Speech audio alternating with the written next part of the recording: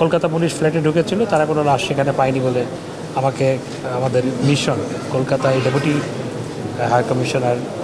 High commission যেটি আছে সেখান থেকে সেটি জানানো হয়েছে। দেখুন, এমপি আনোয়ার সাহেবের হত্যাকাণ্ডটা অত্যন্ত দুঃখজনক, মর্মান্তিক, অনভিপ্রেত। এবং কলকাতা পুলিশ যে ফ্ল্যাটে তাকে হত্যা করা হয়েছে বলে ধারণা করা হচ্ছে সেখানে ঢুকেছিল, কোনো লাশ সেখানে পায়নি।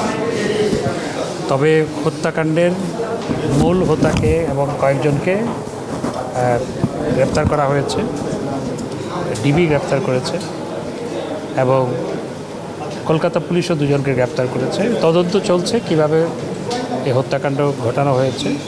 তো এ নিয়ে বিস্তারিত আসলে স্বরাষ্ট্র মন্ত্রণালয় বলবে। আমরা আমাদের মিশনের মাধ্যমে খোঁজ রাখছি এবং মিশন কলকাতা পুলিশের সাথে নিয়মিত যোগাযোগ রাখছে।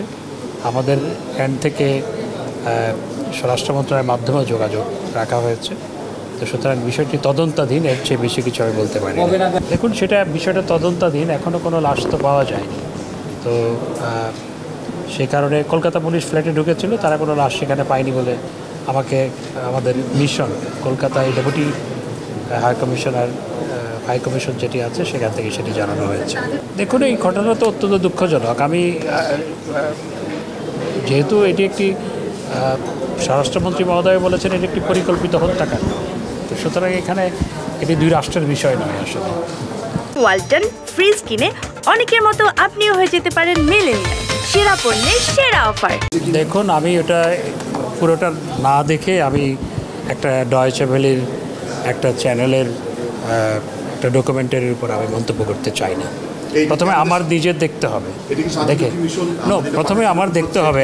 আপনি দেখেছেন সেটার উপর তো আমি মন্তব্য করতে পারি না, আমি দেখার পর মন্তব্য করতে পারবো। এটি তো ইউএস যে ডিপার্টমেন্ট থেকে বা যে আইনের অধীনে তার উপর ভিসা রেস্ট্রিকশন দেওয়া হয়েছে সেটা তো দুর্নীতির কারণে, পার্সোনাল দায়। এটা তো কোনো ইনস্টিটিউশনাল কোনো বিষয় নয়, সেটা পার্সোনাল দায় এবং সেখানে বলাও হয়েছে। ধন্যবাদ।